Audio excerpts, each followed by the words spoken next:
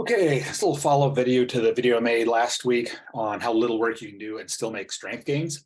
This time we'll look at hypertrophy or muscle growth and how little you need to do if you really want to grow muscle.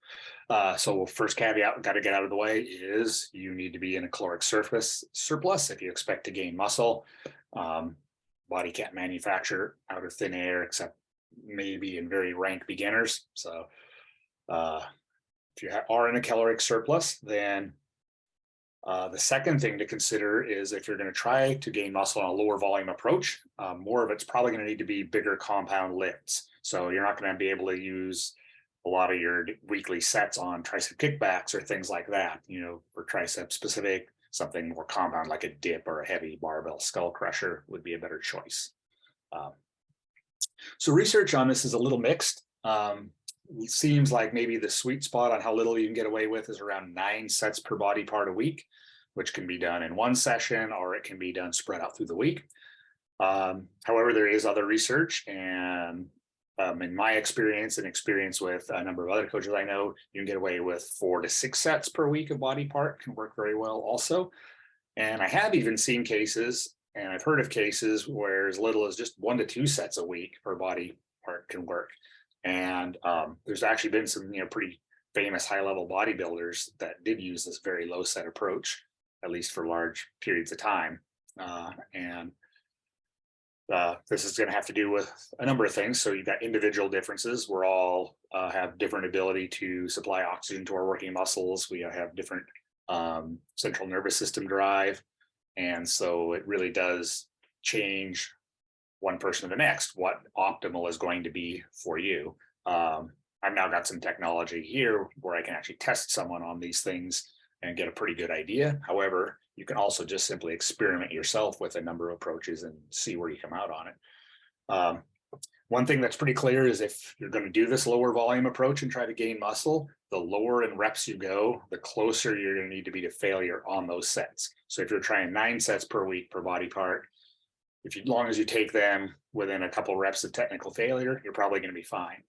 But if you're trying 4 to 6 or even working your way down to just 1 or 2 sets, then you're going to have to actually take it to true failure, at least on some of those sets. And if you're trying the very low approaches, the people that have been successful with that, really, these are high intensity sets. Like you're psyching up to do a set of curls. And you're really putting everything into a true complete failure, possibly even some forced reps or drop sets. Another approach that's kind of gaining some traction, and I've been playing around with good results, comes from the FRC, functional range conditioning world, continuous tension sets, or I've also seen them in other circles called ratcheting reps.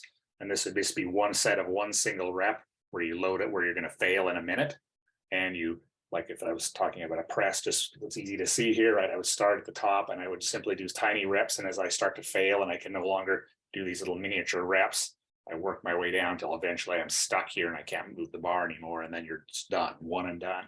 And that works on a principle that you're not just exhausting one particular length of the full muscle, right? Usually we fail at the hardest point of the lift, but using this method, you can actually end up failing at what is normally the strongest part of the movement as well. You can also start bottom up. And this takes you closer to failure because eventually, right, on a press, right, usually this part is actually the easiest. But if you slowly fail your way through that single rep and fail at the top, you're literally have reached failure at every point of the lift if you've done it correctly. So if you want to try and find the lowest volume, what are some of the benefits you might get? If you're training in a very comprehensive program that takes all the facets of different physical qualities into account, you really don't have a ton of time to devote to any one of them. This is how I typically write my full programs. You need time and energy to do all these other factors, and hypertrophy is just one factor. It's also less wear and tear on the joints, and it leaves you feeling fresher for whatever your sport actually is, assuming it's not just bodybuilding, and fresher for life. It's very time efficient. A lot of people are time crunched. So even if you're not doing all the other facets of fitness and you're really primarily just sort of concerned with hypertrophy, it might fit into your life better that way. I think of hypertrophy work as kind of like strength-based work. not unlike zone 2 work to aerobic capacity.